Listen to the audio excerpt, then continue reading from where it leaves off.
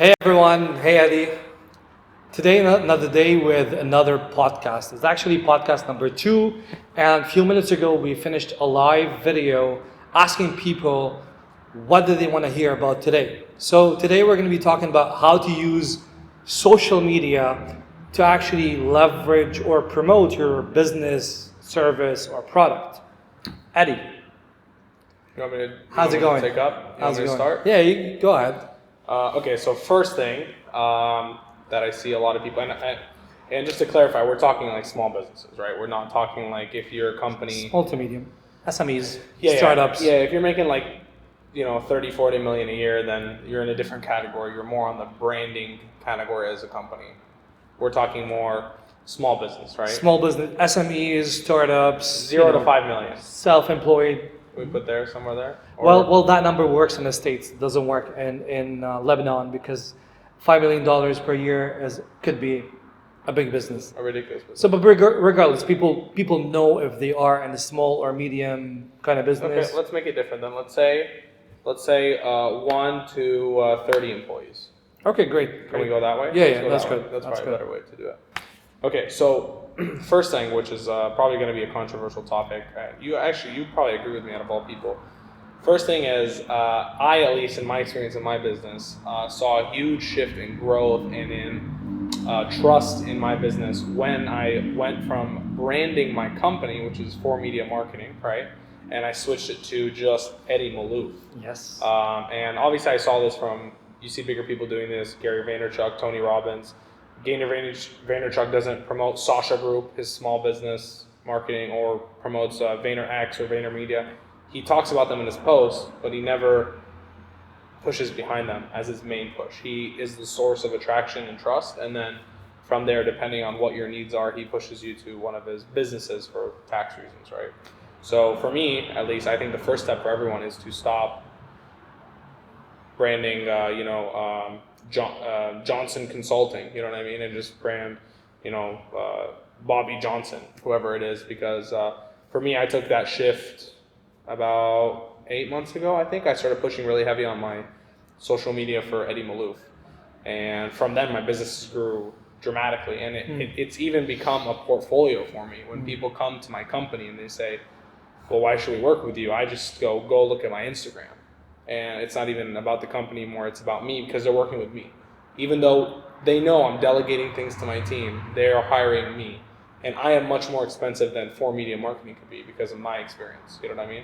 When it's a company, it kind of dilutes the experience for people because they don't feel like they're interacting with you anymore, they just feel like you're interacting with a brand, right? Which doesn't feel very personal. Whereas if I brand it through myself, Eddie Malouf, and obviously you have to do it on platforms like LinkedIn, for example, right? You can go business, I guess, but really all social media is based around personal at the end of the day, right? So even if you make a business page, which we'll get into that later, it should all be personal. That's my opinion. Let me just lay that out from the start, and then let's hear what you have to say, and then we can kind of go back and forth on different platforms. Yeah. So let's tell people what are we doing today. Today we're gonna focus on how to actually use social media. I will focus more on LinkedIn because it's kind of my game with Facebook and how I created this presence on social media. I'm gonna tell also people And how it what helped. award did you get? So that's important. What award? Oh yeah, and the award. I got the award of the #1 life coach influencer in Lebanon in 2018. So I'm gonna also talk about this experience and how I actually did it. Having never studied social media marketing, I have no background in business and no background in social media. I just did what I felt was the right thing to do. And it's interesting what you said about the relationship between the person and the company or the company name or the brand. And I had this dilemma whether to actually post or push or promote my name, like Imad Abu Khalil, or Succeed and Lead. And actually, the professional guy filming us, Rami, he was visiting me once at the office, and I'm like, I have this dilemma. Should I be promoting myself or my company? Because I felt at some point that people want to relate to other people, real people, instead of brands. The time of brands is almost, I'm not going to say it's gone, but things are different. People are playing a different game. That's why Gary Vee, Tony Robbins, and the biggest people in the game are pushing their names more than the company name. Okay? For example, people remember my face or my name when I see them in coffee shops. Like every time I go to Starbucks, if I'm reading a book or if I'm working out of the office, away from the office, there's someone that walks towards me and say hello. I know you from Facebook. I know you from LinkedIn. Every day, all the time. And this is the power of leveraging ourselves as coaches, as social media, as self-employed, as entrepreneurs, as business owners, as SMEs, leveraging ourselves and our presence on social media, because now people are connected socially and people can see the posts, the shares, and the likes and the comments of their friends. Which are being removed soon by Instagram. What would they be? Yeah, Instagram said they're removing the likes. Well, at least for now. Well, Instagram is a bit different because people are promoting their kind of personal life. But at least when it comes to LinkedIn, which I will talk more about. Let's talk about now LinkedIn, and then let's get into Instagram and Facebook. So LinkedIn, I grew my LinkedIn, and for whoever watching this, you can't buy followers on LinkedIn. It's not like Instagram and Facebook. So you can't fake your way to 100,000 or 20,000 connections. I currently have 24,000. Holy. And I do select who I accept or add. Like I get a lot of people adding me from all over the world, and I always think like, who's this person coming from? What do they do? Because I'm kind of limiting the connections on LinkedIn. Don't you have a limit anyways? It's 25,000? Because I don't want to reach that limit and then have to have a premium in order to do it. So anyway, 24,000, but let me tell you, I'm using LinkedIn in a way that has promoted me in my business and got me business. And it's almost free. Like when people go on my LinkedIn, they're going to see professional photo, professional profile, 30 professional recommendations. Again, you can't fake recommendations on LinkedIn. There are actual people writing actual stuff from their actual profiles. This alone has gave me a lot of trust and a lot of credibility for people to actually contact me, whether for coaching or training, because they're seeing other professionals in good or very high positions writing me these recommendations, and that got me business. What you can do on LinkedIn, forget about recommendations and a professional portfolio. Professional portfolio is a must. A professional photo is a must. A photo from the shoulders up with a little bit of smile, maybe a suit, maybe not, black and white or color. You should be doing two things on LinkedIn. The number one thing is raising awareness. Not about your product, not about your service, but people's need for your service. So, never talk about your product, never talk about your service. For example, you're the social media guy. If you were to be on LinkedIn, go on LinkedIn, don't talk about 4M. Go on LinkedIn, don't talk about any of your services. However, go on LinkedIn and tell people how it's important and why it's important to be on social media, to promote content, to do ads and everything. Okay? Yeah. You haven't sold anything, well, just yet. What you're doing here is bringing value to people, and this is key. If you're going on LinkedIn and you're not bringing value, no one will follow you. You're not going to get engagements. Well, maybe you would still get engagements with like cats videos or stuff. This is popular everywhere, especially on YouTube. But we're talking about like professionals that want to leverage their content and their business and their service.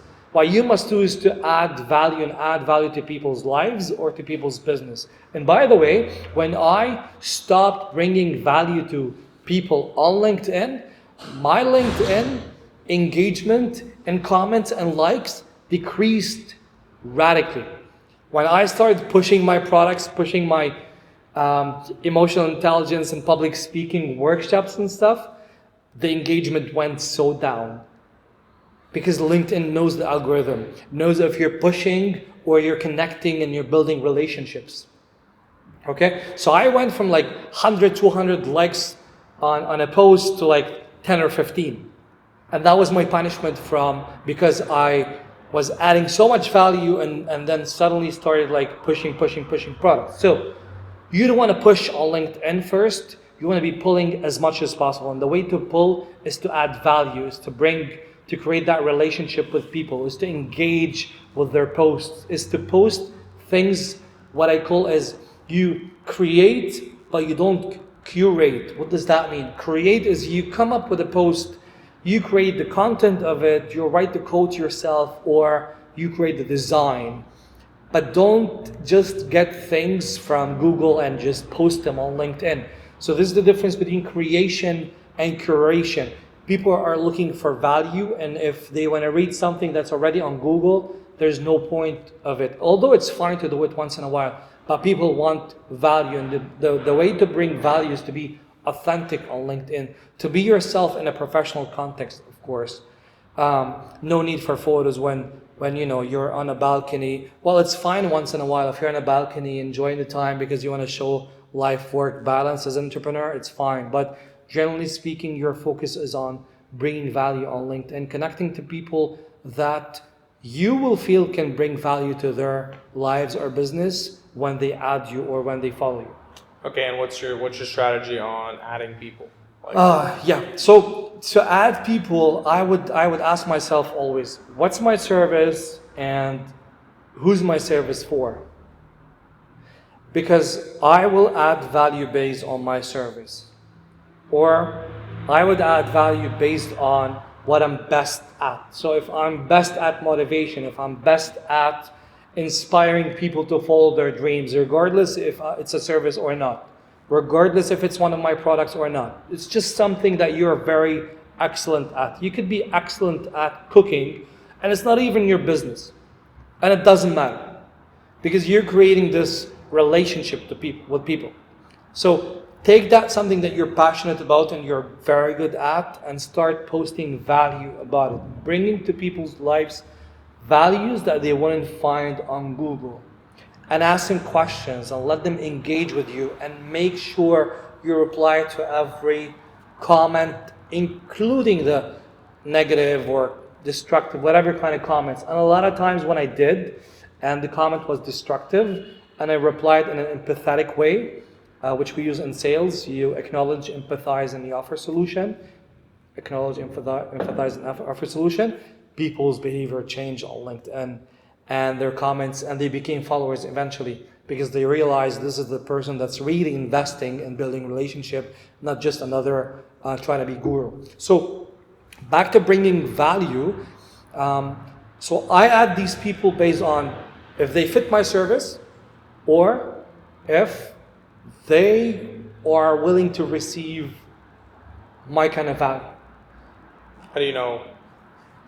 Well, you get, the more you engage with people on LinkedIn, you kind of know what kind of people are interested. So people who are looking to grow their careers, do career shifts, people that are engaged in managerial positions where they have to do public speaking, HRs, fresh graduates, these are the people that connect to me and I connect to them.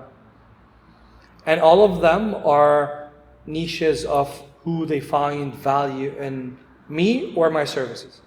Okay, so basically what you're doing is what we call in marketing, creating a customer avatar, which is imagining who your perfect customer is down to what age group and what income, and do they have kids, do they not have kids, what are their hobbies, things like that, and you kind of define who they are. And then what you're saying is search on LinkedIn and find those people, and those are the ones you connect with because you know you can provide them value.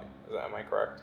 Well, I don't know the technical terms because I'm not the social media guy, but yeah, what you said as a concept, I agree with it. Okay, and then last thing about LinkedIn, in your experience, posts, do you post videos, photos, text? Which ones get the most engagement? I know each platform is kind of different. Instagram is very visual. Yeah. How is LinkedIn? Do you see it as a very visual platform? Do you see it as more a text-based platform, more closer to like Twitter and Facebook, or?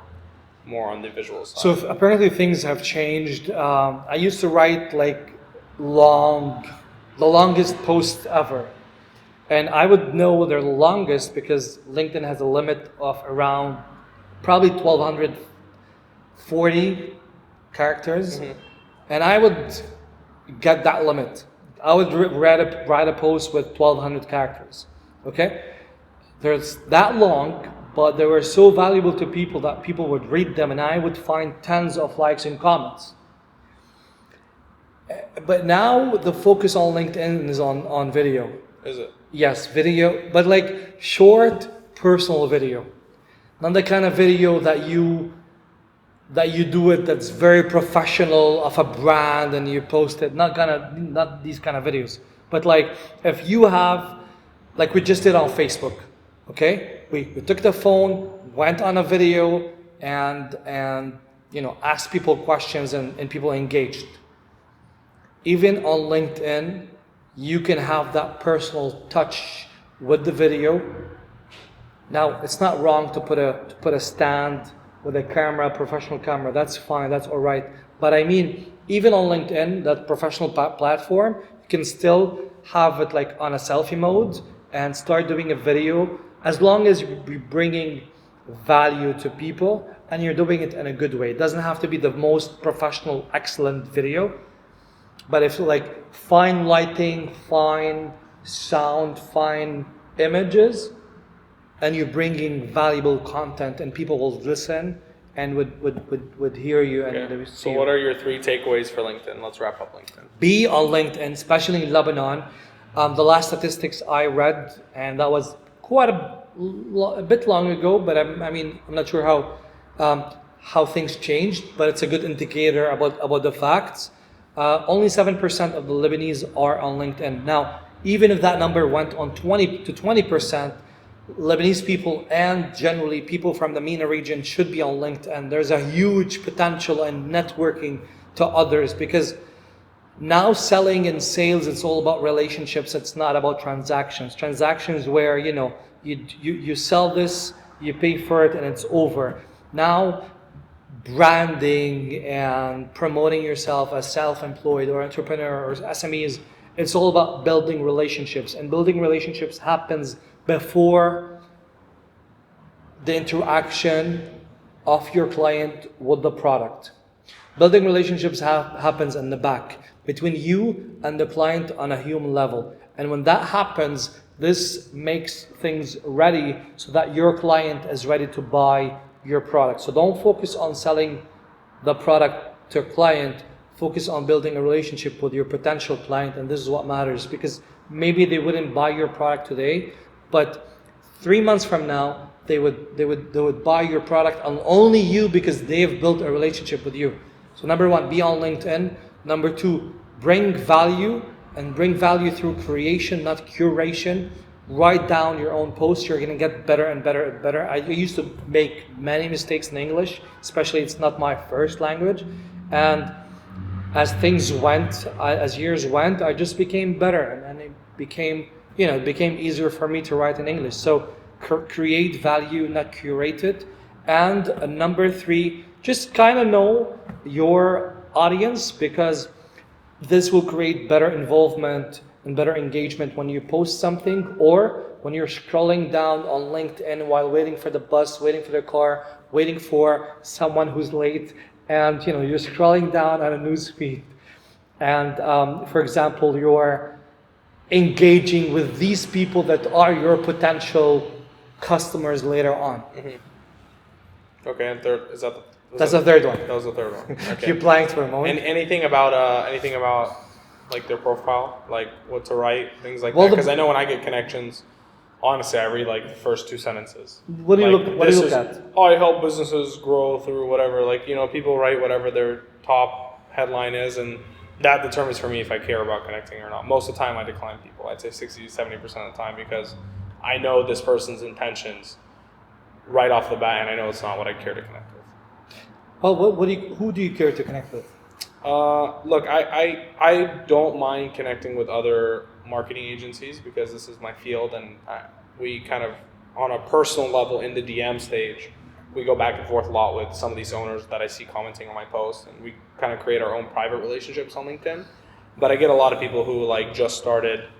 I do lead generation for businesses, and I know the main reason they're connecting with me is either to get closer to my connections, which are usually business owners that they want. So they want to become a second degree, you know what I mean? So that they can send them a connection, and I recognize that right away from like who are our mutuals and things like that, who these people are trying to connect with, or two, they're trying to pitch me some, sorry to come at you, not you, but other people, like life coaching or things like this, and I go through their profile and it's not the life that I want, so I'm not going to take life coaching from this person. I don't care, because I know what message is coming in my inbox right when I accept. Oh, hey, here's the book. Hey, here's something for free that I'd love you to try out and check out, and I hate that stuff, and it's just a waste of my time. It's a transaction. It's a change. They add you, you accept, they send you. That's a transaction. It's a transaction that's being tried to being cover up by a relationship, but it's not. It's very transparent what's happening. Here's my free book, sign in. Yeah, exactly. I'll get your email. You're going to be on my list. I'm going to spam your life forever. Yeah. That's not a relationship. Okay, so what would your recommendation be for those things, like the things that people write in the profile that? Well, be authentic. Like, what do you really do? That's it. Be authentic. That's it. In your title, be authentic. Helping companies. You can feel it. You have like a bullshit sensor. You can feel if someone is bullshitting you. Yeah. Just be authentic. If you do amazing videography, storytelling, just say, I do amazing videography and storytelling. That's about it. Cool. That's for the title. Have a professional photo. Fill up your past experience. Your certificates are very important. Get 3, 5, 10, 15. How much? Like as many as professional recommendations from professionals who are in a good position, if possible. If you can have that, if you already work with them, that's pretty much it. People want to look for authenticity and credibility, right? They want to see that the other person is authentic. So basically, say what you actually do, and credibility. So certificates you have, degrees you attained, companies you worked with. That's pretty much it. Credibility. Yeah. Good. And last question. That was supposed to be the last one, but where does the ROI come from posting on LinkedIn? Like, where does this relationship eventually become a transaction? How do you push that relationship into, or should you even do so? See if you can cover that in like a minute or so. Okay. Oh, that's a minute. Yeah. That's longer than a minute. Yeah. So after you nurture the relationship, I've realized something. If I have a workshop and I tell someone that's been engaging on my comments by commenting on my posts that I have a workshop coming on this related topic, they are more willing to come to my workshops. Or I would find a message from them asking me about the dates of my workshops, because they felt the value. They've seen the right videos, the right comments, even people's comments and how I replied to them are being watched. Yeah, okay? I think that's being watched more than the comments. Exactly. Like, they're waiting to see how I'm replying to people. So there is an ROI. I don't have the numbers for ROI. I don't think anyone can get any numbers, but there is an ROI. Other HR and other companies have seen my videos, my comments and posts and the value, and this has created like a warm referral that they would call me to say, we've seen you doing this and we want you for our organization. So 80% of my work with companies or individuals is based on social proof, what they're saying, what they're seeing on social media. Mm-hmm. That's it. Cool. Okay. So tell us about Instagram, because I feel you're an Instagram guy. I am an Instagram guy, but I'm also, just for clarification, I don't have a million followers on But it doesn't Instagram, matter. No, that doesn't matter. I have, right now, probably I think I'm closer to 5,500, 6,000, somewhere there. But that's totally fine. Super engaged. Well, I'm talking 20, 30 messages every day privately to my account. So that's where my focus is on. Yeah. And it's crazy because January 1st, I made a commitment to myself that I would post a story every day if I could. Obviously some circumstances you don't post, but no matter what, no matter how uncomfortable it was to get on camera and anything like that, Oh yeah. I focus a lot on stories, and at first stories came out and I was like, oh, this really sucks. Like I don't like this system. Exactly. I Right? felt the same. I was like, they copied Snapchat. Like this sucks. But then like, a month, 2 months went by, and I started seeing like, okay, like stories, they're moving them up. I don't know if you remember, at first stories weren't at the top like they were. They were like in the feed kind of. They were like, you would scroll. It looked the same, but it was in the middle of the feed, and then they moved it to the top. And there was something else that they did too originally. I forgot what it was. And like slowly they made stories better, and it was clear that became more of a priority because it was daily engagement. And so recently, what's helped me grow my Instagram a ton and valuable growth, like people who are reaching out and messaging me privately. That's what matters. And you know what's ironic is I actually get more views on my stories than I do on my video posts. Yeah. And no one knows that because I don't show the data behind it. But there's a few hacks that I found, and I don't know, I've never read these anywhere. I just did them. Yeah, of course. Yeah. That's why people listen to these. Wow. You're gonna tell us your hacks now on video. On my story hacks. Okay. Okay. And I'm still learning from this. Post hacks are all the same, right? Everyone has their same idea of post hacks, everything like that. But here's what I did for stories.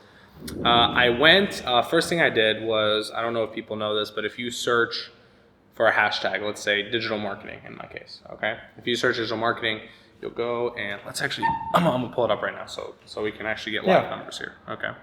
So if I search on Instagram, digital marketing, of course my phone is blowing up at this second. Digital marketing, there is 7.4 million posts on digital marketing. Like how hard is it for you to appear at the top? In the top, it's useless to have a hashtag that says digital marketing on your post because you're not gonna show. Yeah, like I'm looking at the top post and like, and it's almost by luck almost that you're there. It's like 100 likes, 129 likes, 300 likes, 200 likes. Like it's very hard to come up here and predictably show up at the top, right? Yeah. 7.4 million posts. But if I click the stories, there is 1, 2, 3, 4, 5. Wow. 15 stories. Wow. 15 stories. That's on digital marketing, right? So this is a keyword that I would love to use. So if you watch my stories, you see that a lot of my stuff has hashtag digital marketing or hashtag Lebanon, for example, and things like this. And when you hashtag in a story, it puts you on that feed for the story hashtag. So I say on average, digital marketing gets me like 250 viewers every time I post a story. That's 250 people who are searching digital marketing, whether it's to sell something or to buy something. I don't care what it is. They're searching and they're converting into followers and active engagement on my posts. A lot of them will actually reply to my story and then they'll end up being a follower because of something that I posted. Same goes to Lebanon, which ironically I get a lot of shit for. I searched the Lebanon hashtag. I'll actually do it right now so you can get the same numbers. So basically, hashtag in a story rather than in a post because you have a high probability in showing 1 in 15 than 1 in 7 million. Way higher. And do your research on don't just hashtag something because you're going to get views. Do your research on the things that kind of relate to what you're doing and what people would be searching. People forget that Instagram is also a search engine. It's like content creation, that it's a search engine at the end of the day. People want to search. People want to search sexy girls, they'll go and type in sexy girls and that's what they'll search. No, really, this is how it works. You know what I mean? If they want to search digital marketing, then they'll search digital marketing. If they want to search cars, right? BMW M4, I hashtagged 2 things when I got my car. I hashtagged BMW. Actually 3 things. I had 3 stories. I did a test. I did hashtag BMW, then I did hashtag BMW M4, then I did hashtag M4. Okay? And when I did these, BMW got like, let's say 200 views. M4 got like 300 views. BMW M4 got me 750 views. How? Because that many people are searching for BMW M4. Think about that's how many people actively are searching. And then not only searched, but clicked on a story. And then they ended up seeing my story. Not a post, nothing like that. And so a lot of those people became my followers because I have an M4. Really that simple. So same goes to here. Well, congrats for the M4. Thank you. And last thing, Lebanon, 14.4 million posts in Lebanon. 10 stories. 10 stories. Who are in the stories? Can we see? So random things, man. So Petra, Stiana, a little more than 10. I'd say 15 stories. Okay, go ahead. Okay. Who else? Probably the same person. Well, looking at these stories, okay. It's all stuff that's not worth following. at the end of the day, really. Okay. Oh, I look know at this this. guy. Yeah, that's that. Wow. So we're talking about the stories when you hashtag Lebanon in a story, and what comes in is the fork space by he's a friend, by the way, Abdullah Harfouch. I say hello, and the person posted it is Nina Training. So whoever see. that is, and this. So I just saw the story because that person has had a hashtag on the story, not the post, because the post Lebanon, hashtag Lebanon has 14 million posts, while it has only 15 on story, and that's what I was able to see my friend Abdullah Harfouch from Forex Space. That's a great tip. So I want to ask myself, as a person on on Instagram, what kind of hashtag are my audience searching for, right? So for me, I would say, let's say positivity, right? And then I would start hashtagging positivity on my story. I would do your research first, because How would I do research? So search positivity and then you click tags. Okay, 17.8 million posts. 17.8 million. Okay. Posts. So literally Like- this like literally 15 stories. Not even like 11 Like stories. 17 million posts, 17 stories. So and I'm going through these stories, and one of them is a motivational quote. The other ones are kind of like nothing important, like this, like nothing exactly. related So to mine will positivity. stand out Yours if will I'm doing definitely stand value out. and the right thing. Exactly. Like this is one. This is a girl. How it looks and how it fits into clothes. So like she's talking about positivity. Great. So that would be one that I could, that if I were you, I would attack. I'm so following this. I'm so doing this. Okay, and then a second one, if you're posting a story, let's say I go to post and you swipe up. Can we show on camera? I don't know. Can you Well, see it we'll on the camera? try, yeah, So if you let's swipe up and you get like this huge menu over here. Okay. Okay, when you get this Yeah. huge menu, this is where you can hashtag, but this is where you can set a location. Okay, and this is actually another very similar to tagging a story that a lot of people sleep on. Can we do it from scratch? So let's say you go on Instagram and we do it again. Okay, I go to post a story. So let's say I'm out. Okay, so go on story. So I went on. So I pressed on story. I can't see the phone, so I'll let you. Okay, and then I'll do this. Up. Nope. How does it work? Post. Well, first you gotta post, right? So I Okay. took a photo. Took a photo. Swipe up. Swipe up. Yeah, I'm sure. I think a lot of people know this. Yeah. But up here, the top three. This is where you're gonna get your attention from, and then everything down here is like engagement. That's how you gotta categorize it. Kind of everything down here is like engagement. Everything up here is like cold attention, right? This is where your opportunities are. It's in the hashtags, the mention. You can mention someone and you can use a location. And just a side tip, if you mention someone, this is pretty cool.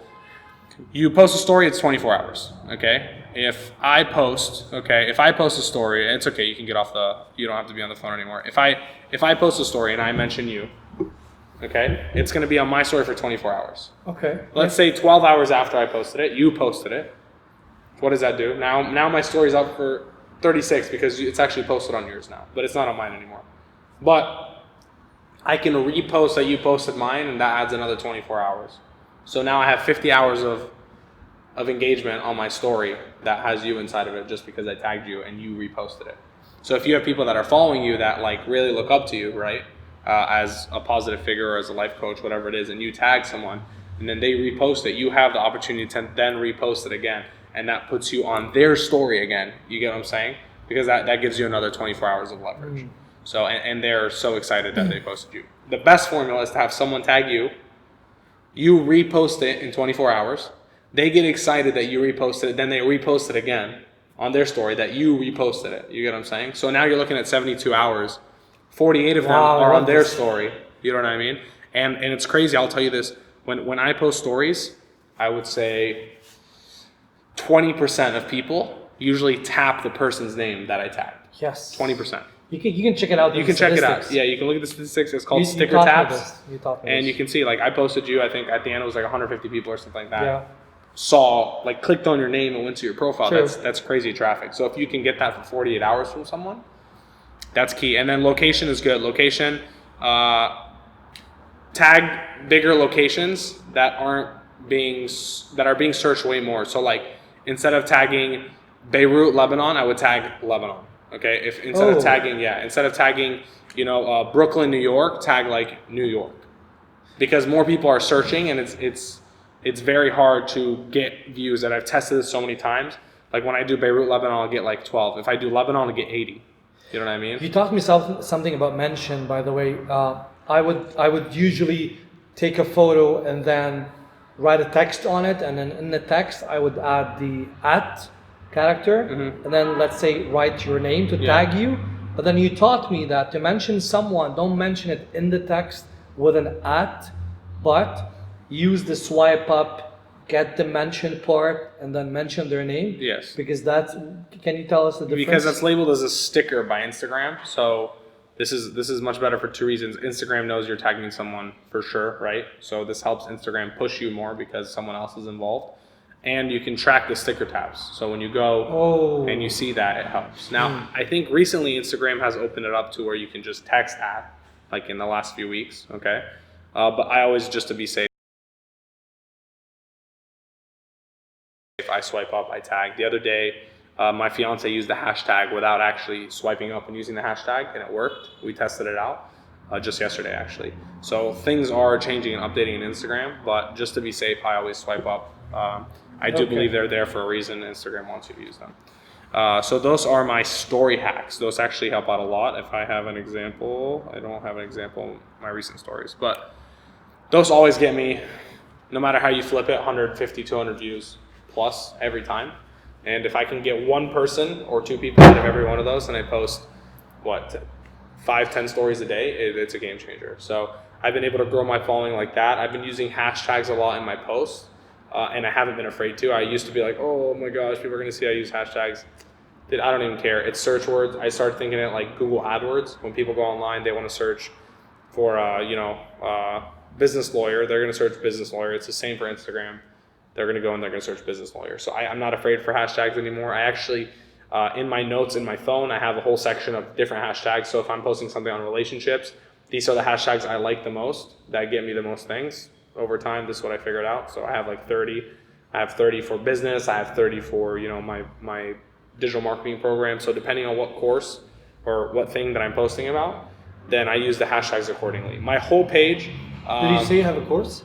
Yes, I have a course. I have a digital marketing program, Brilliant Marketers. So it's on about digital marketing? Yeah. It's all about digital marketing. It's everything about business. Actually, the whole first 5 hours of it has nothing to do with digital marketing. It's all about mindset training. It's about understanding how to think in order to attract certain things. It's how to do your taxes, at least in the US.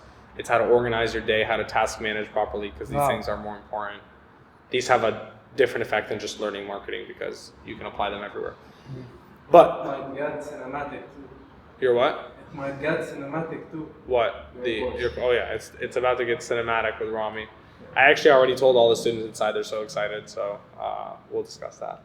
But anyway, so I just use hashtags. There's nothing special to use in that. You do have the option to use a link. I'm sure everyone's aware of that. Use that wisely. If you don't have a website to use, send them to a different social media page, like your LinkedIn page, so that at least you can connect with the followers on both platforms. Another hack to get you a lot more views, if you post a video that's more than a minute, it becomes an IGTV video. You have to post it through Instagram TV. So you have to go on your app, click IGTV, and then post it. And it recently used to be vertical only. They just now made it horizontal. So I would suggest never post a video that's a minute. Always post one that's like a minute and 5 seconds, because that minute and 5 seconds makes it an IGTV video. In my experience from looking at my view count, it shows to almost twice as many people just because it's an IGTV video, because Instagram and Facebook, these platforms want you to stay on them as long as possible. Wow. So if you can give them a 5-minute video, a 7-minute video, then they will show it to more people in hopes that they spend 7 minutes watching your video instead of being bored and getting offline. You know what I mean? I wish I knew this just yesterday, because I was with an amazing coach, and I wanted to film us for like minutes, okay, through Instagram, and I went on story. I filmed for like 15 seconds, and then it got cut, and it took me to another Story. continuation of the story. I'm like, no, I want to make it one story. I didn't know that I would have filmed it and then put it on IGTV. Yeah. Could I go on IGTV and film it like live No, or but you can record film it? on your phone, vertical selfie if you want. Okay. And you can film as long as you want, up to, I want to say 10 minutes, I think is the max. But I can't go on IGTV and film No. and You record can only or upload. live. You have to just consider it upload. like a Google Drive. Okay. You upload it, you can upload the screenshot of whatever the title is going to be, like Oh. the thumbnail, right? Just like on YouTube when you're scrolling through. Interesting. So definitely make your videos a minute and 5 seconds. Like now I'm editing with Rami, my fiance does some editing too. All my videos now, like even if they're a minute long, I'm adding my signature at the end, my ending, just to make it a minute 5 seconds. And it's not just to be annoying with people. It's literally because this is the algorithm. I'm playing the game of Instagram, and this is how it works. I want to start this. Don't be afraid to promote your stuff on Instagram, as opposed to your advice on LinkedIn. I'd say on Instagram, like give value 90% of the time. You can sell 10% of the time. There's no problem. Yeah, well, that's as well. And I sell more on my stories than I do on my posts, Hmm. just because the frequency of my stories. If I post 100 stories and I'm selling in 1 or 2 of them, that's 1 or 2%. Like up till now, I've had Instagram for 7-8 years now, and I have less than 800 posts. So if I were to take 2% of that, I've only posted 16 times about selling. It's like not even, you know what I mean? Like I would sell, if anything, I'd sell in my highlights, because you post a story, you keep them in your highlights. As a business owner, I'd say everything that has to do with your business, make a highlight for it, pin it to the top of your page, because people that come to your page, from my experience of looking at the numbers, they go right to your highlights. They look at the first few posts, and then they go right to your highlights, and they start clicking through. Because if you think about it, if I saw your page because you hashtag something in the story, and I went to your page, the first thing I want to look at is other stories, because that's what I was looking at. That's kind of where my taste was in that moment. You know what I mean? If I see a hashtag and I go to your post, I'll probably look through other posts. I'll look through your stories that day. I won't maybe look through your highlights as much. But if I go through a story, I'm going right to your highlights, because that's the same format that I'm viewing it. You know, I don't want to have to turn my phone sideways. I don't want to have to read things. I was already in the mentality of watching these things. So this is advice, and I would say really just push out value. It's crazy. More people are watching than you think. I sometimes go through the views, and let's say there's 2,000 views. I'll go through and see people that, do I know these people, do I not know these people sometimes, right? And now that I've kind of been going out more, not like out partying, but like to social gatherings and things like that, so many people come up to me now some that I know and some that I don't know, that just happen to be mutually at that gathering. And they'll say, man, I love your content. I love the stuff you're putting out.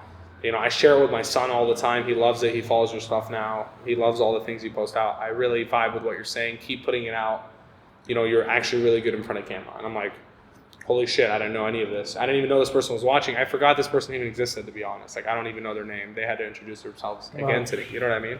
And so the impact of posting frequently pays off a lot on Instagram, because once people become accustomed to your style of content, they will consistently listen to it. Whereas you kind of have to break that barrier initially.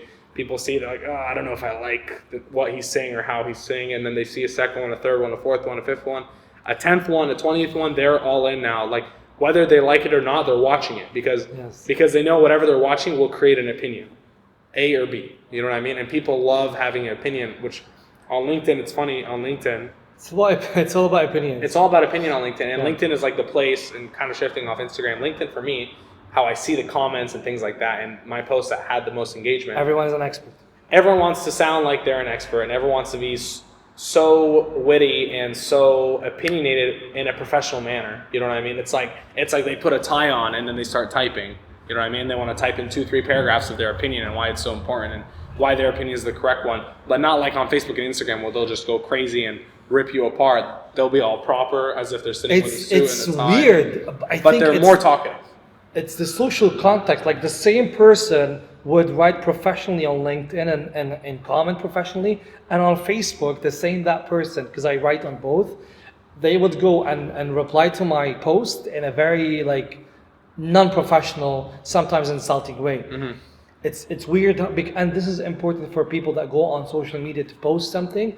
You have to know something. When you post something, make sure you're in the mindset of the context of the social media. What does that mean?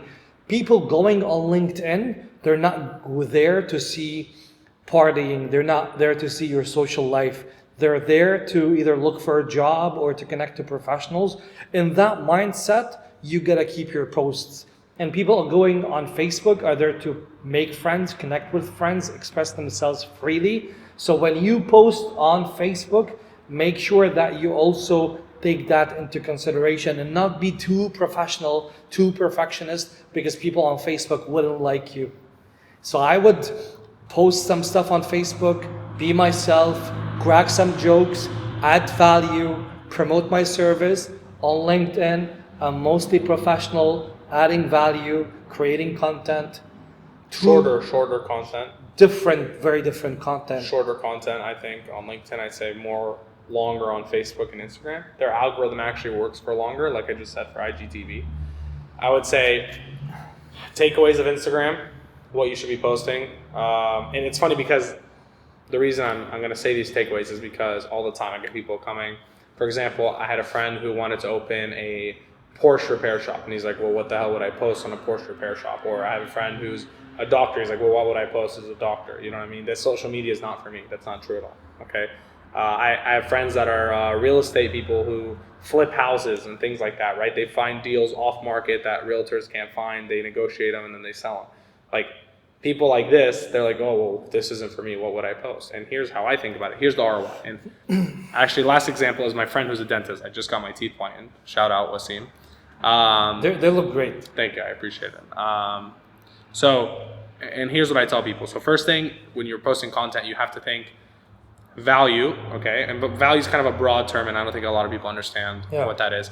First, you need to give people things and advice and knowledge that they didn't know. You need to enlighten them on whatever you're working on. So if you're working on just like you enlightened me about all this Instagram things that I never knew. So now you're like, okay, if I want to go social media, let me talk to Eddie because I know he knows something. Exactly. Okay. That's why I talked to you. So in a non-arrogant way, you need to show people that you know something that they don't. You need to teach them things that are new, because people, a lot of these careers and professions, it's like a one time in a lifetime, or once every 5 years people go to them. Like let's say a dentist. Yeah. People go to a dentist, but like they don't go like all the time, right? Every day. Exactly. So what you have to focus on as a dentist or as a mechanic or a doctor, whatever it is putting out value so that in this year or 2 years that no one goes to a dentist or doctor, they are thinking of you. So when the time is, oh man, my tooth hurts.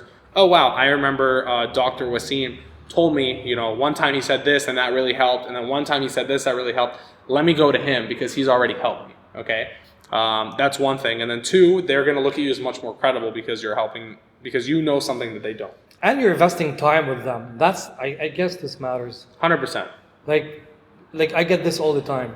People appreciate and thank me all the time for all the time I'm putting in creating content, enlightening them sometimes, and replying to their comments. Exactly. This is huge. And so like a lot. Here's how you should probably think about posting on at least Facebook and Instagram is like, if me and Rami are talking and he one-on-one so many times has explained to me, when you're filming you should do this for editing reasons and things like this.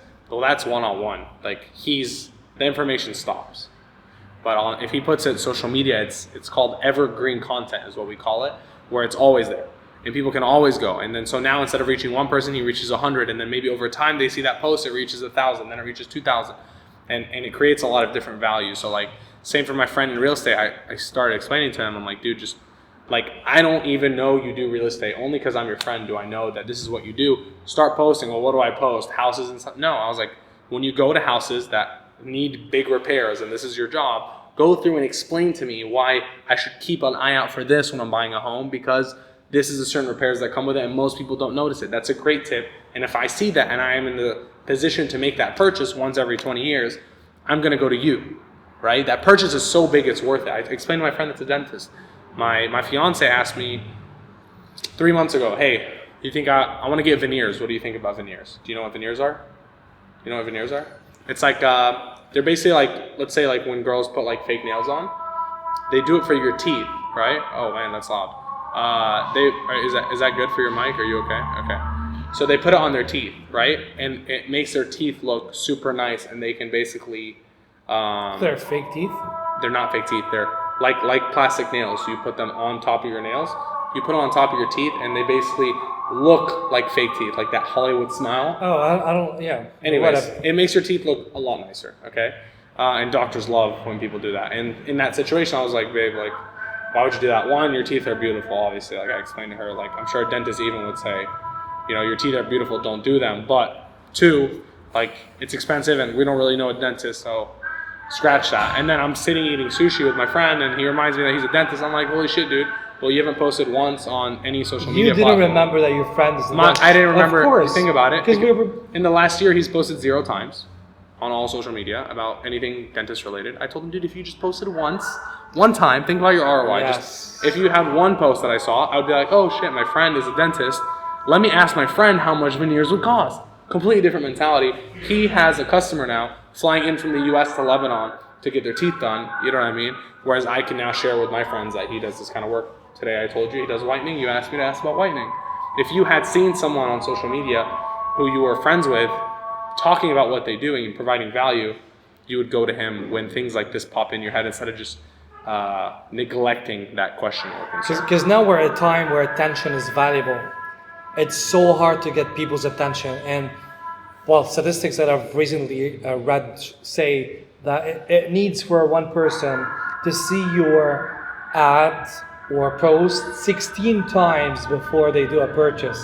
So this means that attention is extremely valuable, and for people to give us their time, their attention to read something, that means we have to put so much effort. So if we're not doing it, if we're not on social, we're doing the wrong game. The right game is to be on social, and the right game is to be on social a lot, bringing value.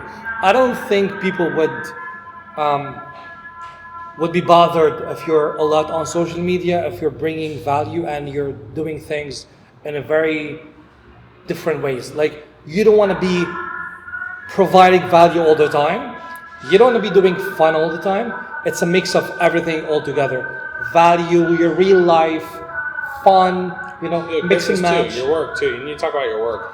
And it's funny because and your work, yeah, for sure. You don't want to get like friend zoned by social media at the same time, because if you post value for 2 years and then one day you're like, hey, I got this, you should buy it. This is what I do. People are like, oh, why are you trying to sell us now? Whereas if throughout the 2 years, friend zoned by social, right? So like if throughout the 2 years you went and you basically dripped in selling here and there, and it's not a bad thing to sell. It's natural. It's natural. If I'm proud of my dude, yesterday, man, I woke up to a message where, did you see it? I posted on my story. Did you see it or no? Which one exactly? I woke up to a message. A guy literally messaged me, one of my students in my program. Yeah, I said impressive. I wrote down impressive. Oh yeah. Okay, yeah, exactly that one. So this guy, man, I woke up in the morning because of the time difference. I opened my phone. First message on Instagram was him. Hey man, last month, I've always been stuck at $1,500 a month in my sales. And just from watching like the first 5, he literally watched like, I think it's like 7% of the program I went and saw. Like 7%, okay. He's like, just because of 7%, I've almost tripled my sales from $1,500 to $4,000 a month on his eBay store. You know what I mean? Like, that's why I'm proud to sell my shit, because that's what happens. You know what I mean? Don't get me wrong about sales. It's not bad to sell. Yeah. Also, like I said, don't get friend zoned. Don't just sell once every decade. You wanna tell people what you have, even if you're not like, hey, buy it now. This is the price. People need to know what you do. It's not just about your personal life and things like that. Like, it helps to direct that attention, right? Even if you're not directly saying buy my stuff, if they know what you do, then they can seek the solutions that you provide when it's time to, or when they feel like it's the right time. Ads. So before jumping into ads, I want to tell you, I'm the first certified sales professional in Lebanon from NASP, which is a National Association for Sales Professionals in America. Okay. Don't get me wrong about sales. I'm very pro sales. I'm just saying that you've got to find the right equilibrium between doing sales and providing value, being authentic, connecting to people, being fun. Finding the right combination of all these together. You don't want to be friend zoned by social media, as you said, because people would feel like you've been giving us. You know what? Also, if you keep on giving value for free all the time without selling, you'll lose value in the marketplace, because you will be the free shit kind of person. Exactly. You wouldn't be able to sell. It's the friend zone. It's zone. You go to your friend that's a friend who does whatever, like repairs cars, and they expect you to fix it for them for exactly, free. Yeah, because like that's what you do. Yeah. You give everything for free. So ads. I'll tell you, ads is more Okay, I'll give 2 pieces of advice, and we'll probably wrap this up soon. So first thing from ads, and we should do a whole video deeper on ads because this is my job. I spend $3 million a month in ads. Like this is $3 million. Yeah, $3 million Holy every month. And I'm obsessed with ads. Okay, I love ads. So it's funny because every business, I'm like, I don't care how small you are, you need to be spending money on ads, which relates to this. So like on Instagram, for example, a quick thing to spend money on, for example, if you have a certain post directed to a certain market, click the boost button, put in $1 a day or $2 a day for 10 days. What's $10, $20? If you actually are running a business, like, and you're not going to spend $10, $20 on reaching certain people and like getting their attention over time, then you shouldn't be in business. 200, 300. Go back and get a job. But like, let's start basic, okay? Yeah. With $1 or $2 a day over 10, 15 days, you can cover a lot of people, and you can actually pick, to a certain extent, without being expert in ads, what area they're going to be in, what their interests are. So figure out, like we talked about, who are the people that you want to target, who are the people that you want to see you, even if you're not selling, even if it's just organic content value. Brand awareness, raising That's awareness. it. Just put that money out there. 2, on Facebook, they say 3% of people see your post. I think that's bullshit. I think it's less than 3%. It's probably somewhere between 1% and 2%. That's bad. As a page, not as a personal. As a page. So if you're a business page, right, and you post. So for example, I run a business page that has, let's say, 50,000 likes. 50,000. Yeah, and I'll post, and from that 50,000, I'll get 3,000, 4,000 views. No, right? wait, that's huge. That's a huge difference. It's still huge. What, 3,000, 4,000? Yeah, even the number Yeah, is but that's huge. 50,000. Exactly. Bro, that's a lot. It's a low percentage, but it's a huge engagement.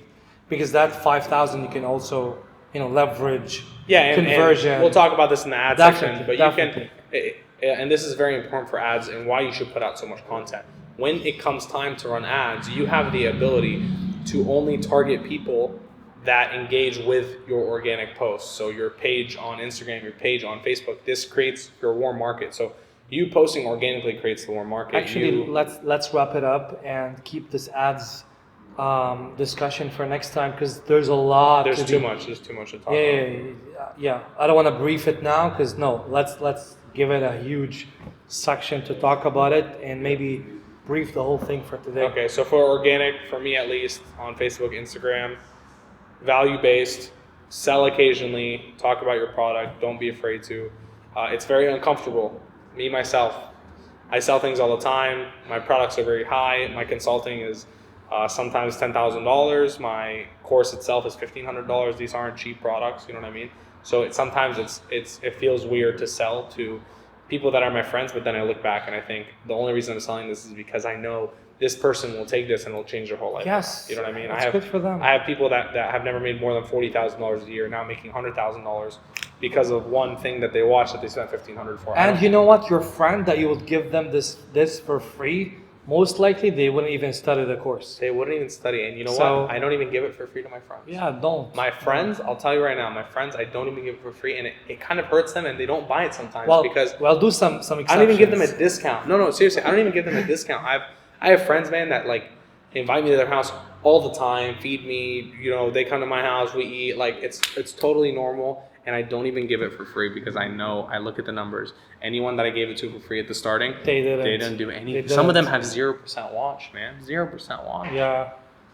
0%. I'm like, dude, whatever. It's not even. That's rude to me. I deleted them. There's a correlation between the price of a product and how valuable we treat it. It's called the price value perception.